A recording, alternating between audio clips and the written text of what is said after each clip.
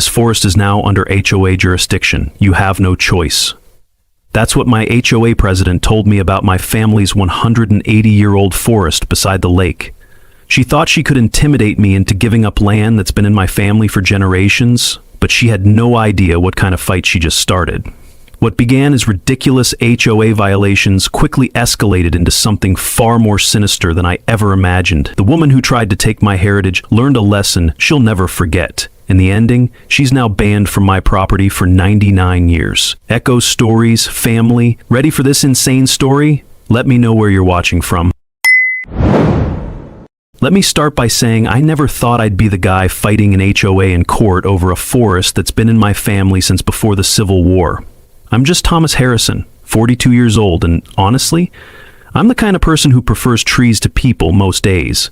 My grandfather Benjamin left me this incredible 180-year-old forest right beside Clearwater Lake, and it's been my sanctuary for as long as I can remember. Every morning, I walk through those ancient oaks and maples, listening to the birds, watching the squirrels chase each other, feeling connected to something way bigger than myself. You know that feeling when you find a place that just feels like home? That's what this forest has always been to me. I'll never forget the day my grandfather first took me into those woods when I was 8 years old. His weathered hand gripped mine as we walked the winding trail, and he stopped at this massive oak tree that must have been there since the 1800s. "Every tree here has a story, Tommy," he said, his voice full of pride and something deeper, maybe wisdom earned through decades of protecting this land. "The day you become a man, you'll be the keeper of these stories." Looking back now, I think he knew even then that someday I'd have to fight for this place. He always said the forest would test me when the time came, and boy, was he right about that. But there was something else my grandfather left me that I didn't fully understand at the time. In his old oak desk, wrapped in faded cloth, was a yellowed document from 1847, something called a Forest Protection Certificate. He told me once, "Tommy, if anyone ever tries to take the forest, check the old papers in my desk. They're more powerful than you think." I'd glanced at it over the years, but the legal language was confusing and archaic. Little did I know this piece of paper would become my secret weapon. The trouble started on a crisp October morning when this woman named Rebecca Sterling moved into the neighborhood and immediately got herself elected as HOA president. Now, I want you to picture the kind of person who shows up to a small lakeside community and immediately starts talking about development opportunities and maximizing property values. Rebecca, or Becca as she insisted everyone call her, was that person times 10. 48 years old, always dressed like she was heading to a business meeting, with this fake smile that never quite reached her eyes. The kind of woman who probably practiced her concerned neighbor voice in the mirror every morning. She organized this community meeting just 3 weeks after moving in, inviting about 4 neighbors to discuss her vision for premium lakeside community development. I should have trusted my gut right then and there, because the whole time she was talking about beautification projects and property values, her eyes kept drifting toward my forest. Not just casual glances, mind you, calculating stares. Like she was mentally measuring every tree and figuring out how much money she could make if those trees weren't there anymore. Have you ever had someone look at something you love like it was just a dollar sign? That's exactly what was happening, and it made my skin crawl. When she finally got around to her big proposal, I couldn't believe what I was hearing. "Thomas," she said with that practiced smile, "I'd love to discuss a partnership opportunity with you. We could develop a beautiful lakeside resort right where your forest is, split the profits 50-50. Think about how much that land could be worth as a premium destination." The audacity of this woman, talking about my family's heritage like it was just real estate waiting to be flipped. I looked around the room at my neighbors, and most of them were nodding along like this actually sounded reasonable. That's when I knew I was dealing with someone who had serious skills at manipulation. I kept my response polite but firm. "I appreciate the offer, Rebecca, but the forest is family heritage. It's been protected by my family for 5 generations, and that's not changing. Sorry, but it's not for sale." Her smile faltered for just a split second, and I caught something in her eyes that made me instantly uncomfortable. It wasn't disappointment or even surprise, it was anger. Quickly covered up, but definitely there. She recovered fast, laughing it off like it was no big deal. But I could tell this wasn't the end of the conversation for her. You know how some people get when they hear the word no for the first time in their lives? That was Rebecca Sterling in that moment. After the meeting ended and everyone started heading home, my neighbor, Mrs. Murphy, pulled me aside with this worried look on her face. She's 72, has been living here for 45 years, and she's got that kind of wisdom that comes from watching people come and go. "Tomas, honey," she whispered, "there's something you should know about your new neighbor. She paid $800,000 in cash for that house. No mortgage, no financing, just cash on the table. Now, I don't know about you, but who has that kind of money lying around without needing a bank loan? That stopped me cold. In today's economy, paying cash for a house worth that much meant either she was incredibly wealthy or something fishy was going on." That night, I couldn't shake the feeling that something was very wrong with this whole situation. Rebecca's eyes when she looked at my forest, her reaction to being told no, and now Mrs. Murphy's revelation about the cash purchase. It all felt like pieces of a puzzle I didn't want to solve. I found myself walking through the forest in the moonlight, my hand resting on that same oak tree my grandfather had shown me all those years ago. "What would you do, Grandpa?" I whispered to the darkness. "How do you fight someone who sees dollar signs where you see family history?" The wind rustled through the leaves like an answer I couldn't quite understand yet, but something told me I was about to find out. The next morning, I made a decision that would turn out to be one of the smartest moves of my life. I called my college buddy, who happens to be a lawyer, we'll call him Jake, and told him about my uneasy feeling. "Jake, I need to install security cameras around the forest. I've got this new neighbor who's given me bad vibes, and she was looking at my property like she was calculating something." He agreed it was a smart precaution, so that afternoon I spent hours setting up cameras that covered the main trail and entrance points. Little did I know how crucial that decision would become in the weeks ahead. Sometimes your gut knows things your brain hasn't figured out yet, and this was definitely one of those times. What do you think Rebecca's plan B really involves when someone's desperate enough to pay $800,000 cash for a house? Plan B, if you've ever had that gut feeling someone was planning something behind your back. The harassment started exactly 72 hours after I turned down Rebecca's resort proposal, and let me tell you, this woman didn't mess around when it came to psychological warfare. I'm talking about a level of pettiness that would make a middle school mean girl proud. Monday morning, I wake up to find this official-looking envelope slipped under my door, the first of what would become a daily ritual of absolute insanity. Inside was a brand new HOA rule requiring all trees to be at least 25 feet from property lines. Now, if you know anything about natural forests, you know that's completely impossible unless you're planning to clear-cut the entire place. But that was just Rebecca's opening move. Tuesday brought rule number 2, no falling leaves on common areas. Property owners must clean every 6 hours. I actually laughed out loud when I read that one. 6 hours? In a forest? During autumn? I started doing the math in my head. That would mean getting up every 6 hours around the clock to rake leaves that would immediately be replaced by new ones falling from 180-year-old trees. The sheer impossibility of it was almost impressive in its audacity. Have you ever met someone so determined to make your life miserable that they'd literally try to control the laws of nature? Welcome to my new reality with Rebecca Sterling. Wednesday delivered rule number 3, and this is where I knew she'd completely lost her mind. Wildlife noise control, bird sounds cannot exceed 35 decibels. 35 decibels. That's quieter than a whisper. I'm supposed to somehow convince cardinals, blue jays, and woodpeckers to keep it down, because Rebecca Sterling has decided that natural bird songs are a noise violation. I actually went outside and tried to measure the sound of a robin with my phone app, 62 decibels, nearly double her arbitrary limit. At this point, I was genuinely starting to wonder if this woman had any connection to reality whatsoever. By Thursday, she'd added monthly pest inspections with mandatory weekly pesticide spraying because apparently my forest was harboring unauthorized insects.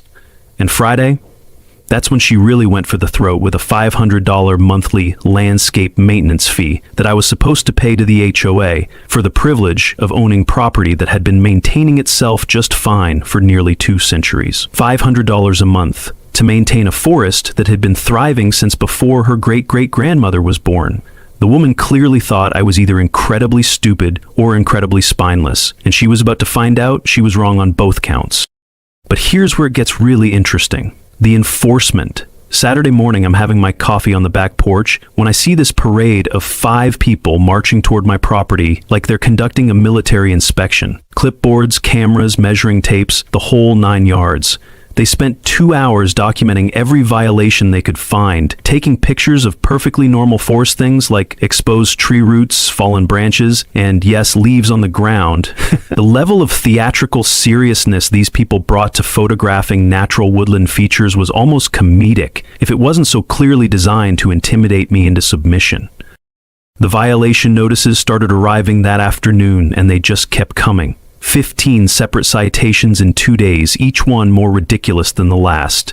Natural leaf fall violation, $200. Bird noise exceeding community standards, $150. Tree roots visible above ground creating pedestrian hazard, $250. And I swear I'm not making this up, $180. They even cited me for tree shadows affecting neighbor sunlight exposure at $200. The total damage? $4,200 in 48 hours for the crime of owning a forest that dared to exist in its natural state. Now, most people probably would have either paid the fines or started cutting down trees just to make the harassment stop. But here's the thing about me. I don't respond well to bullies, and I definitely don't respond well to people trying to extort money from me for trees that were here before this country was even fully settled. Instead of writing checks, I did something Rebecca probably wasn't expecting. I documented everything. Every ridiculous citation got photographed, every impossible demand got saved in a file, and every interaction got recorded. I also did something else she definitely wasn't expecting. I called my lawyer buddy Jake.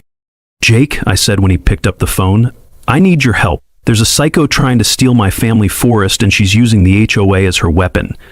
When I read him the list of violations and fines, there was a long silence on the other end of the line. Finally, he started laughing. Not the kind of laugh you want to hear from your attorney when you're in trouble, but the kind of laugh that says somebody just made a very big mistake. "Thomas," he said, "I think we have a much bigger problem than just HOA bullying here. Nobody goes this nuclear this fast unless they're either completely insane or desperately trying to force a sale. Let me dig into this Rebecca Sterling character and see what we're really dealing with." Over the next few days, Jake started his investigation, but I could tell he was finding more than he'd bargained for. "Thomas," he called me Tuesday evening. "This woman has a very interesting financial history. I can't give you all the details yet, but let's just say someone doesn't pay $800,000 cash for a house without having some serious money problems behind the scenes. The pieces are starting to come together and none of them are good. I should have more concrete information by tomorrow, but I want you to be extra careful around her. Document everything, trust no one from the HOA, and whatever you do, don't let her on your property alone." That night, Mrs. Murphy knocked on my door with a casserole and some information that made my blood run cold. "Thomas, honey, I hate to be the neighborhood gossip, but I thought you should know what I saw last night. 3 men in black suits showed up at Rebecca's house around 10 o'clock. They weren't social visitors. They were talking loudly and she was crying. I couldn't hear the words, but the tone was definitely threatening. Whatever's going on with that woman, it's bigger than HOA drama." Suddenly, those impossible citations and desperate attempts to force me to sell started making a lot more sense. Rebecca Sterling wasn't just power hungry, she was scared, and scared people do dangerous things. When someone owes millions and faces prison time, what exactly would they be willing to do to an innocent forest owner? Echo Stories wants to know, what's the craziest thing a desperate neighbor has ever tried with your property? Drop your story below. Jake called me back the next morning with information that made everything click into place. And let me tell you, the picture he painted was way worse than I'd imagined. "Thomas, your neighbor Rebecca Sterling isn't just some power-hungry HOA president. She's a failed real estate developer from Florida who owes over $3 million from a resort project that collapsed spectacularly 3 years ago. We're talking multiple investor lawsuits, bank foreclosures, and fraud allegations that are still working their way through the courts." My coffee went cold as I listened to him lay out the details. Rebecca had exactly 6 months to come up with the money or face bankruptcy and potentially serious prison time for the financial mess she'd created down south. "Here's the kicker," Jake continued. "Your forest, if it were developed into a lakeside resort, would be worth somewhere between $6 and $8 million. Easy. Maybe more given the lake access and the pristine condition of the land. For someone drowning in debt with limited options, your property isn't just valuable real estate. It's literally her only lifeline to avoid financial ruin and possible incarceration." Suddenly, those insane HOA violations made perfect sense. Rebecca wasn't trying to improve the community. She was trying to force me into selling the only thing that could save her from the consequences of her own greed and mismanagement. The confirmation came that evening when Mrs. Murphy showed up at my door again, this time looking genuinely frightened. Thomas, those men in suits came back again last night, and this time they weren't quiet about it. I heard one of them shouting something about 6 months or else, and finding another way to get the money. Rebecca was begging them for more time, promising them she had a plan to get the funds. Honey, I've lived in this neighborhood for 45 years, and I've never seen anything like this. Whatever she's gotten herself into, it's serious trouble, and I'm worried about what she might do to get out of it. Rebecca's next move proved Mrs. Murphy's concerns were completely justified, and it showed me just how desperate and dangerous my situation had become. Wednesday morning, I'm in the forest checking some trail markers when I hear this blood-curdling scream coming from the main path near my property line. I rush over to find Rebecca Sterling lying on the ground near the forest entrance, covered in mud, claiming she'd slipped and fallen because of dangerous conditions on my property. Now, I've walked that path thousands of times. It's well-maintained, clearly marked, and about as hazardous as a sidewalk. But there she was, putting on an Oscar-worthy performance of being seriously injured. "Mr. Harrison," she wailed when she saw me approaching, "your dangerous forest conditions just caused me severe injury. I was simply taking my morning walk on what I thought was a public path, and these unsafe tree roots and slippery leaves caused me to fall hard. I think I might have broken something." The whole scene felt completely staged. Her fall had happened right where one of my security cameras would have the best view, and she'd somehow managed to land in the only muddy spot on an otherwise dry path. If you've ever watched someone try way too hard to convince you of something that didn't actually happen, you know exactly what I was witnessing. Before I could even respond, she was already on her phone with 911, dramatically describing her severe injuries and demanding both an ambulance and police response. "I need help immediately. I've been seriously hurt because the property owner refuses to maintain safe conditions. This is Mr. Harrison's forest, and he's been ignoring community safety standards for months." The way she emphasized my name and the forest ownership told me this wasn't just about medical attention. This was a calculated attack designed to create legal liability and force a confrontation with law enforcement. Officer Martinez showed up about 20 minutes later, and I could tell immediately that he was an experienced cop who'd seen his share of questionable situations. Rebecca launched into her victim's story the moment he stepped out of his patrol car, complete with theatrical wincing and detailed descriptions of the hazardous conditions that had caused her fall. She painted me as a negligent property owner who'd been ignoring safety concerns despite numerous warnings from the community. "Officer, I've been trying to work with Mr. Harrison for weeks about these dangerous conditions, but he refuses to address the safety issues. Now look what's happened." Here's where having those security cameras turned out to be the smartest decision I'd ever made. When Officer Martinez asked if I had any comment on the incident, I stayed completely calm and said, "Officer, would you like to see the security footage of exactly what happened?" The look on Rebecca's face was priceless, pure panic barely disguised as confusion. "Security footage?" she stammered. I didn't know there were cameras. I mean, why would that matter? I'm clearly injured here." But Officer Martinez was already nodding, because any experienced cop knows that video evidence beats dramatic storytelling every single time.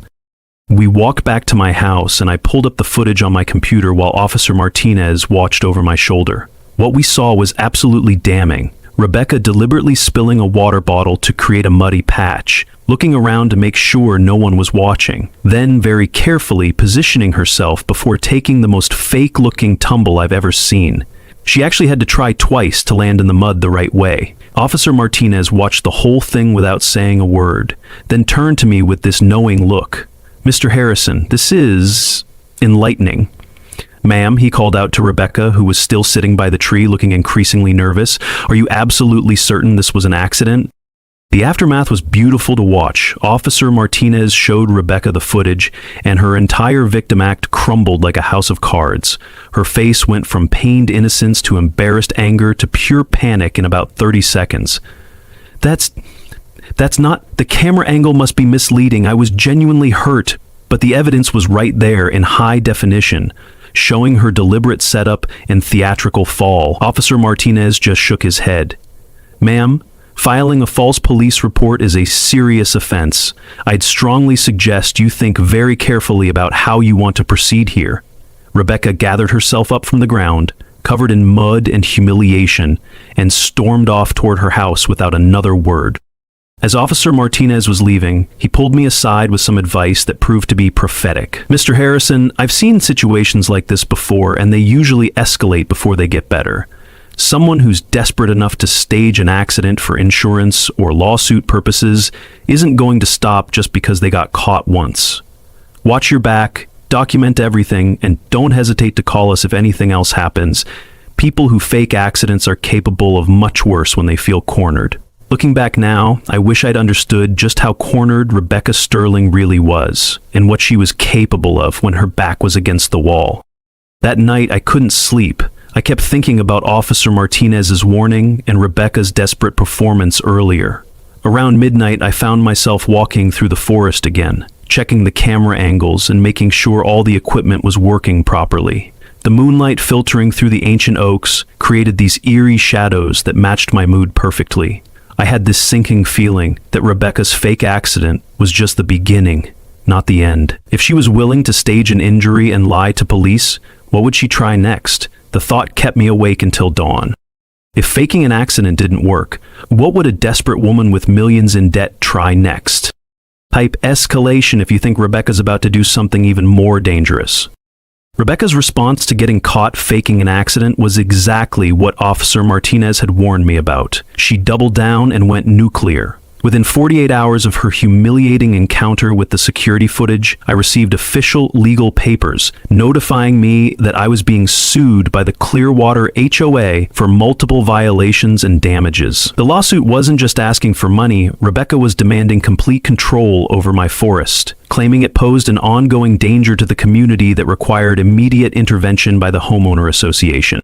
The three main accusations were perfectly crafted to sound reasonable to anyone who didn't know the real story. First, dangerous property conditions, alleging that my forest created hazards for community members and neighboring properties. Second, serious HOA rule violations, claiming I'd willfully ignored legitimate community standards designed to protect property values and resident safety. Third, property damage and personal injury, meaning demanding $75,000 in compensation for Rebecca's medical expenses and the HOA's enforcement costs, plus ongoing management authority to ensure future compliance. Reading through the legal paperwork, I had to admire Rebecca's audacity. She was actually trying to use the legal system to steal my family's heritage. The scariest part wasn't the money or even the accusations. It was the realization that Rebecca had probably done this before.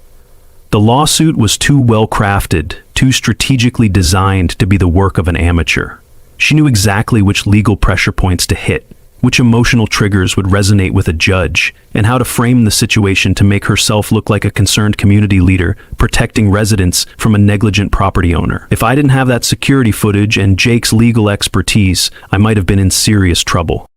Jake took one look at the lawsuit and started grinning, like a shark who'd just smelled blood in the water. "Thomas, this woman just made the biggest mistake of her life. Not only do we have video evidence proving she filed a false accident report, but by taking this to court, she's opened herself up to legal discovery. That means I can subpoena her financial records, business dealings, and communications related to this case. If she's really as desperate as we think she is, we're about to uncover some very interesting information." The first surprise came when Jake started digging into the legal history of my property. Remember that old paperwork my grandfather had mentioned? Turns out it wasn't just a sentimental family document. It was a legitimate legal instrument from 1847 called a Forest Heritage Protection Certificate. The language was archaic and hard to understand, but the basic meaning was crystal clear. Any forest over 100 years old with this designation receives special legal protection under state law, and no homeowner association or local government can interfere with its natural management without the owner's explicit consent. "Thomas," Jake said, barely containing his excitement, "do you understand what this means? That HOA has zero legal authority over your forest. None. In fact, according to this old law, you have the legal right to ban any organization that threatens the ecosystem of a protected heritage forest. Rebecca Sterling isn't just wrong, she's been operating completely outside the bounds of legal authority this entire time. Suddenly, all those ridiculous citations and impossible demands weren't just harassment. They were violations of state environmental protection laws that had been on the books for over a century and a half. The courtroom showdown took place on a gray November morning that perfectly matched my mood as we walked into the county courthouse. Judge Patricia Wells had a reputation for no-nonsense proceedings and zero tolerance for legal theatrics, which I hoped would work in our favor. Rebecca showed up dressed like a successful businesswoman, flanked by what looked like expensive legal representation. Projecting confidence and righteous indignation. She'd clearly spent some serious money on this lawsuit, which made me wonder where someone supposedly drowning in debt had found the funds for high-end lawyers. Rebecca's opening argument was a masterclass in emotional manipulation. She painted herself as a dedicated community volunteer trying to protect families from a reckless property owner who'd ignored reasonable safety concerns for months. She presented carefully angled photographs that made normal forest conditions look ominous and dangerous, medical reports from her accident that somehow documented injuries from an event we all knew was completely staged, and witness statements from neighbors who claimed to be concerned about the deteriorating conditions of my property. If I hadn't known the truth, I might have convinced myself. When it came time for our defense, Jake stood up with a confidence that made me feel like we had secret weapons Rebecca didn't know about. And we did. Your Honor, before we address the plaintiff's claims, we'd like to present some crucial evidence about the legal status of the defendant's property. He handed the judge a copy of the Forest Heritage Protection Certificate, along with research showing that the 1847 law was still active and enforceable under current state statutes. Judge Wells spent several minutes reading through the documents, and I watched Rebecca's confident expression slowly transform into something approaching panic. "This is fascinating," Judge Wells said, looking up from the paperwork. "Mr. Harrison, are you telling this court that your forest has been under state heritage protection for over 170 years? Jake nodded and explained that, according to the law, any forest over 100 years old with heritage designation cannot be subjected to local regulations that conflict with natural forest management, and that property owners have the legal authority to exclude any organization that poses a threat to the protected ecosystem." The judge looked directly at Rebecca. "Ms. Sterling, were you aware of this legal protection when you filed these citations and this lawsuit?" That's when Rebecca made the mistake that sealed her fate. Instead of admitting ignorance or backing down gracefully, she doubled down on her position. "Your Honor, that's just an old piece of paper from the 1800s. Surely modern communication standards take precedence over some ancient tree-hugging law that nobody follows anymore." The contempt in her voice was obvious, and Judge Wells' expression shifted from professional curiosity to stern disapproval. "You never ever dismiss legal precedent as just an old piece of paper in front of a judge who's spent her career respecting the law." But the real fireworks started when Judge Wells called a brief recess to review the heritage protection documents. Rebecca stepped outside to make what she thought was a private phone call, but she didn't realize that stress and desperation had made her careless about volume and location. I was standing near the courthouse entrance when I heard her voice echoing off the building walls, and what I heard made my blood run cold. She was giving someone detailed instructions about destroying evidence, canceling contracts, and hiding financial documents related to what she called the forest deal.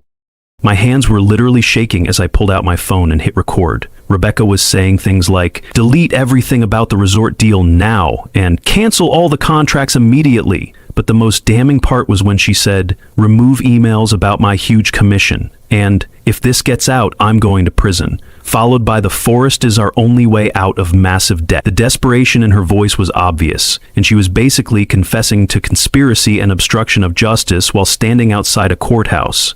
Sometimes the universe serves up justice on a silver platter. When we returned to the courtroom, Jake requested permission to present new evidence of obstruction of justice and fraud. Judge Wells agreed to hear it, and when that recording played through the courtroom speakers, you could have heard a pin drop. Rebecca's voice filled the room, confessing to secret resort contracts, massive financial problems, and attempts to hide evidence from the court. The woman who'd been projecting confidence and righteousness just 20 minutes earlier was now revealed as someone willing to commit multiple felonies to steal my family's heritage for her own financial gain. Rebecca's reaction to hearing her own voice was something I'll never forget. She went from defensive anger to complete panic to desperate attempts at explanation in about 30 seconds. I can explain, it's taken out of context. I was talking about a completely different situation. But there's no good context for instructing someone to destroy evidence while you're in the middle of a lawsuit. And Judge Wells wasn't buying any of it. Ms. Sterling, you just confessed to conspiracy, fraud, and obstruction of justice. This court is going to recommend an immediate criminal investigation of your activities. Security had to escort Rebecca out of the courtroom because she completely broke down when she realized what had just happened. The makeup she'd carefully applied that morning was streaked down her face, her expensive outfit was wrinkled from stress, and she was shaking uncontrollably as the bailiff led her away. The woman who'd spent months trying to intimidate me into selling my heritage had just destroyed her own life with one careless phone call. Sometimes justice comes in ways you never expect, but it's always satisfying when the bad guy defeats themselves. Could one phone call really destroy someone's entire life and criminal scheme in under 60 seconds? Echo Stories viewers know, justice hits different. What's the most satisfying downfall you've ever witnessed? Tell us below. The 24 hours between Rebecca's courtroom breakdown and the final judgment were some of the longest of my life. Jake kept reassuring me that we had an ironclad case, but I couldn't shake the feeling that somehow Rebecca would find a way to wiggle out of the consequences of her actions.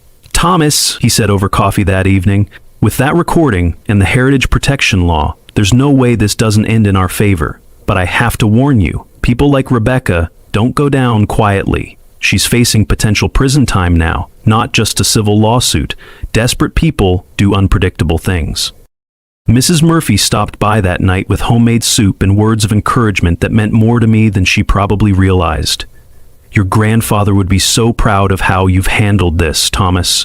He always said the forest would test the people who tried to protect it, and you've passed that test with flying colors. That woman picked the wrong family to mess with. Sitting in my kitchen, looking out at the forest that had caused so much trouble and brought so much joy, I felt connected to all the generations of my family who'd walked those same paths and faced their own challenges protecting this land. The next morning, Judge Wells delivered a verdict that exceeded even Jake's optimistic predictions. Not only were all of Rebecca's accusations completely dismissed, but the HOA was ordered to pay $75,000 in compensation for my legal fees, emotional distress, and the harassment I'd endured. More importantly, Judge Wells issued what she called a heritage protection injunction that legally banned the HOA from interfering with my forest management for 99 years. 99 years. She repeated that number 3 times to make sure everyone understood the significance. Mr. Harrison, Judge Wells said from the bench, your family has been protecting this natural heritage for 5 generations, and this court will ensure that protection continues for many generations to come. Ms. Sterling's actions represent a serious abuse of homeowner association authority and a complete disregard for both environmental law and basic honesty. This injunction will serve as a permanent reminder that some things are more valuable than development opportunity. The relief I felt hearing those words was overwhelming. My grandfather's legacy was safe, and no future HOA would ever be able to repeat Rebecca's harassment campaign. But the real satisfaction came when Judge Wells addressed Rebecca's criminal exposure. Because of the recorded phone call and the evidence of conspiracy to defraud, she was facing federal charges for fraud, conspiracy, obstruction of justice, and filing false police reports.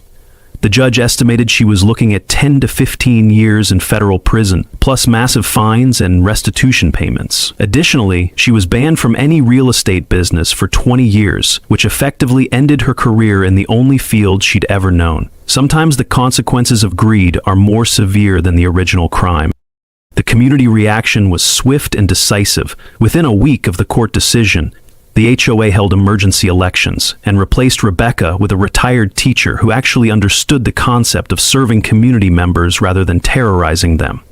Several neighbors who'd initially supported Rebecca's community improvement initiatives came forward to apologize for being deceived by her manipulation.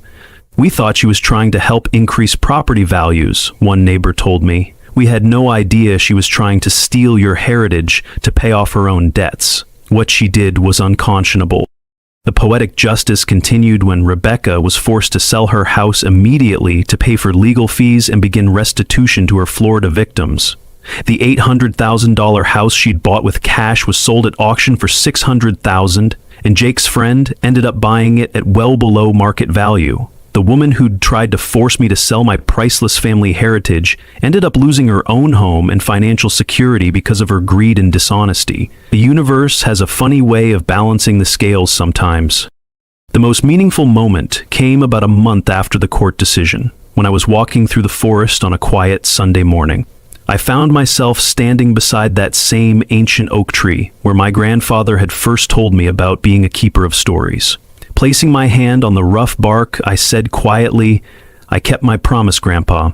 The forest is safe for 99 more years." The morning light filtering through the leaves seemed brighter somehow, and I felt a peace I hadn't experienced since this whole nightmare began. Sometimes, protecting what you love requires fighting battles you never wanted, but the victory makes every struggle worthwhile. Mrs. Murphy summed it up perfectly when she stopped by later that week. "Thomas, your grandfather is looking down from above and smiling ear to ear. You didn't just protect the forest, you protected the principle that some things aren't for sale at any price. That woman learned the hard way that you don't mess with a man protecting his family's legacy." Looking back, I realized this experience had taught me something important about standing up for what's right, even when the odds seem stacked against you. Sometimes the good guys really do win, especially when the bad guys are foolish enough to record their own confessions. But what happens when someone who just won the legal battle of their lifetime decides to take their revenge to the next level? Type revenge if you think I'm planning something special for my victory celebration. 6 months after Rebecca Sterling's spectacular downfall, my life had transformed in ways I never could have imagined. The Clearwater Heritage Forest, as it was now officially designated by the State Environmental Department, had become something of a local legend. People drove from neighboring counties to visit the forest that beat the HOA. And honestly, I was amazed by how many folks had similar stories of dealing with power-hungry community associations. The forest that Rebecca had tried to destroy for profit had become a symbol of successful resistance against corporate greed and environmental destruction. The official heritage designation process had been surprisingly smooth once state environmental officials reviewed the court case and the original 1847 protection certificate. A team of botanists and ecologists spent 3 weeks cataloging the biodiversity of the forest, and their report was stunning. We had several tree specimens that were confirmed to be over 200 years old, multiple endangered bird species that nested nowhere else in the county, and a complete ecosystem that had remained virtually undisturbed since before the Industrial Revolution. Mr. Harrison, the lead scientist, told me, "This forest is essentially a living museum of what this entire region looked like in pre-colonial times. It's invaluable from both historical and environmental perspectives." The state designation came with some unexpected benefits, including modest funding for trail maintenance and educational programs. I started offering guided tours twice a week for school groups and environmental organizations, sharing not just the natural history of the forest, but also the story of how we'd fought to protect it from development. Kids especially loved hearing about Rebecca's fake accident and the secret recording that brought down her scheme. "So the bad lady tried to steal your trees and ended up going to jail instead?" one 8-year-old asked during a tour. "That's what happens when you try to hurt Mother Nature. Sometimes wisdom comes from the most unexpected sources." But the real masterpiece of this whole saga was the memorial I created to commemorate Rebecca's spectacular failure.